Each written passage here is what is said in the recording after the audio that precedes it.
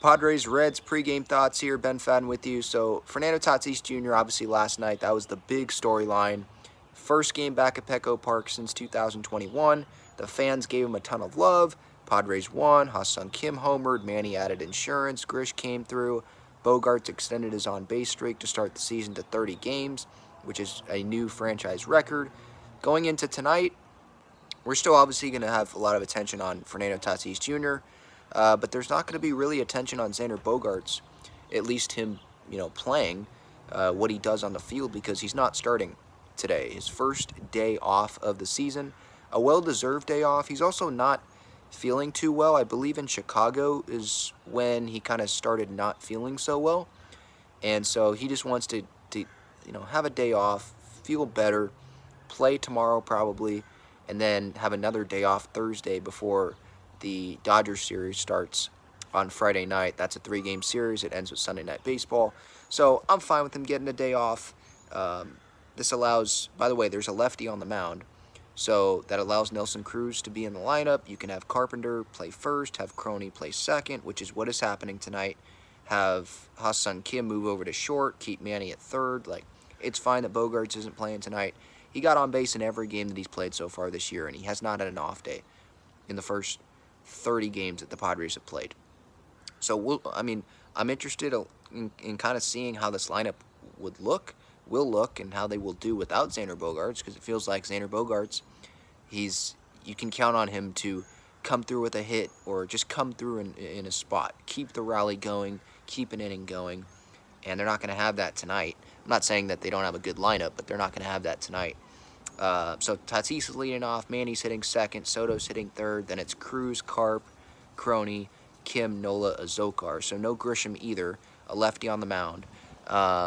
And the lefty is Graham Ashcraft. Sorry, I'm leaning down because I have my laptop down here. Shout out to Sammy Levitt, because I wanted to pull up this tweet that he had earlier today. It says, a tough matchup for the Padres tonight against Reds right-hander Graham Ashcraft. Ashcraft has a 2.110 ERA through his first 5 starts this year, the 4th lowest in the National League. He's also been great against left-handed hitters. Left-handed hitters are 4 for 56 against him. Righties are batting 327. So that's why you're seeing no lefty and Grisham in there, trying to stack this order with right-handed hitters. And Grisham come in later in the game when Ashcraft is gone, if they want to. Azokar's all right defensively, and he's fine at the bottom of the order. So how do the Padres lefties do against Ashcraft? Do they continue that trend of really sucking? 4 for 56, again, is what he's done so far against lefties. He's been really good against left-handed hitters so far this year. So looking at that stat, that makes me go with the under today. The lower for Juan Soto on Underdog Fantasy, 8.5 fantasy points. I would go under on that. Michael Wacha gets the start for the Padres tonight. I heard some talk, or at least on social media, there's some people that think that maybe Michael Wacha, this is a prove-it start for him today. Nick Martinez might come back right into the rotation if Wacha doesn't pitch well. And right now, I think it's too early to say that. I think they need innings out of Michael Wacha.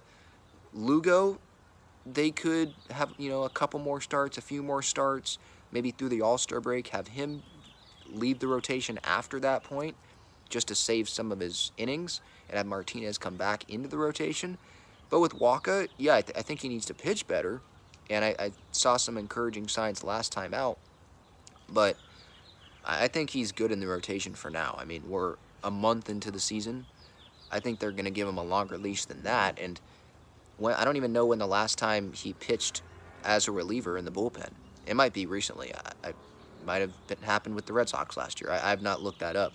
But he's a starting pitcher. He came over here as a starting pitcher, and his and Lugo's cases are a little bit different, because Lugo, the Padres said, yeah, we'll give you a chance to start, but you were a reliever last year. We'll put you in the bullpen if it doesn't go well, and you're probably going to go to the bullpen at some point. And I think Lugo understands that. With Wacha, he came here as a starter. He signed a multi-year deal here as a starter, so I don't see him leaving the rotation anytime soon. But I hope that he can deliver, obviously, that Braves-type performance against a Reds lineup tonight that has a bunch of guys that we've probably never heard of, right? I mean, last night, you look at the Reds lineup, and their number 3 hitter was last name Fairchild. Never heard of that guy before. Spencer Steer is their 3 hitter tonight. The big guys in their lineup that probably some Padres fans have heard of: Jonathan India, who was a high draft pick for them, and Nick Senzel. I mean, that's pretty much that. There's no power in this Reds lineup. Will's obviously not there. So yeah, this is a night where hopefully they give up 3 or less runs, kind of like last night, and the offense can perform really well and get a win even without Xander Bogaerts in there, and then have a chance to sweep and feel really good going into that off day. The bullpen's in a good spot. Hader didn't have to pitch yesterday. Garcia didn't have to pitch yesterday because Tapia and I believe Wilson pitched after Snell. Tapia was huge going 2 innings, and those last 2, Wilson pitched an inning after Snell went 6, so that covered the last 3. So bullpen's in a good spot, and we'll see what the Padres can get out of Michael Wacha.